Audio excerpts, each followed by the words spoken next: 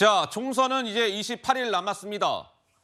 물론 더불어민주당은 이번 공천과 관련해서 전혀 이것은 잘못되지 않았습니다. 이거는 일전에 만들어진 그 소위 시스템에 따라서 규정에 따라서 공천이 진행되고 있는 겁니다. 문제가 있다? 아니요, 없어요. 이런 입장을 견지하고 있습니다. 자, 김남국 의원 얘기가 나옵니다. 아니 잠깐만, 왜 갑자기 이 지금 총선 전국에서 김남국 의원이 등장하는 것일까? 이유가 있습니다. 먼저 영상 하나 만나보시죠. 지금 민주당의 정치는 죽어가고 있습니다. 이 자리를 빌려 국민 여러분께 사과드립니다.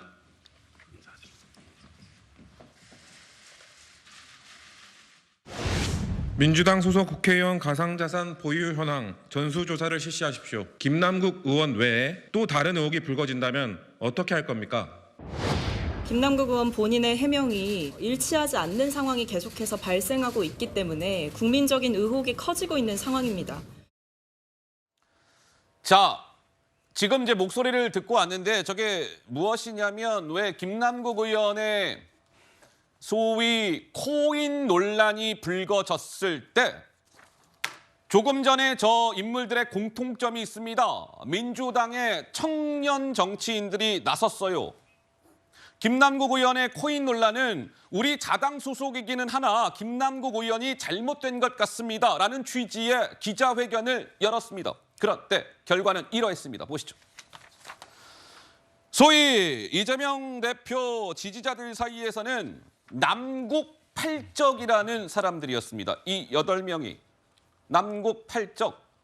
당신들이 감히 김남국 의원을 비판해서 남국팔적으로 소위 찍힌 거예요. 그런데 저 8명 가운데요, 밑에 줄에 저 맨 오른쪽에 있는 하헌기 씨를 빼고 나머지 8명 가운데 7명이 이번에 총선에 출마를 했습니다. 그런데 결론은 공천에서 배제를 당하거나 경선에서 떨어졌어요. 그래서 지금 그래픽의 제목에도 있지만 남국팔적 전멸, 이런 얘기가 나왔습니다. 자, 그래서 지금 나오는 얘기는 이런 얘기가 나와요. 민주당 진영 내에서 한 중진 의원은 이재명 대표한테 잘 봐주세요, 아부하고 시키는 일이나 하는 청년 정치인만 남아서 금배지를 다는 겁니까? 아마도 이번에 그 서울 서대문갑에서 공천을 받게 된 그 김동아 씨인가요? 그걸 겨냥하는 발언 같은데 당에게도 국민에게도 불행합니다. 라는 얘기가 나왔습니다. 김현주 대변인께서는 무슨 생각이 드세요? 남국팔적? 저 남국팔적 가운데 상당수 많은 분들과 저는 이제 방송에서 함께 토론을 해본 기억이 있습니다. 예. 젊은 정치인으로서 본인의 소신을 과감하게 이야기한다는 느낌을 받았었는데요. 예.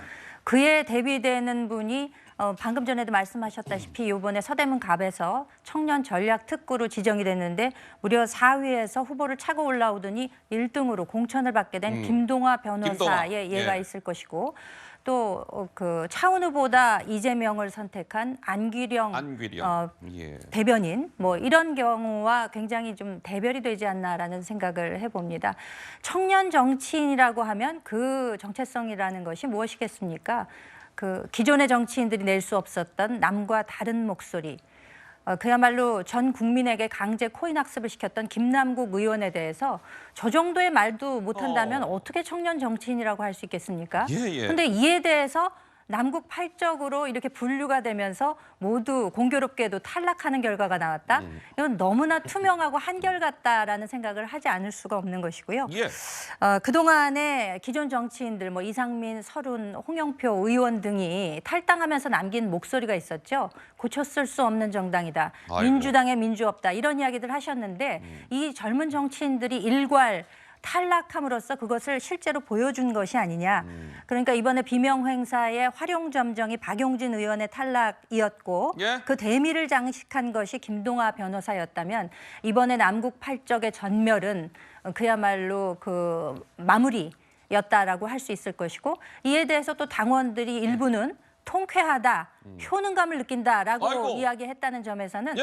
정말 저는 참담함을 느낀다 이렇게 말씀드리겠습니다. 우리 김현주 대변인께서 말씀을 주셨는데 이재명 대표의 강성 지지자, 소위 개혁의 딸, 개딸들의 일부는 저렇게 남국 팔적이 사실상 전멸을 하자 남국 팔적 전원이 사망했네요. 시원합니다. 통쾌합니다. 김남국 의원에게 위로가 됐으면 좋겠습니다. 효능감을 느낍니다.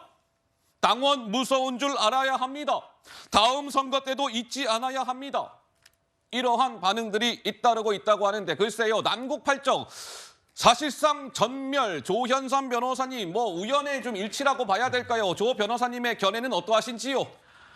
거론되고 있는 젊은 정치인의 경우에는 민주당에서는 소중한 자산입니다. 민주당에서 제 목소리를 낼 수 있는 젊은 정치인들이라고 할 수 있죠.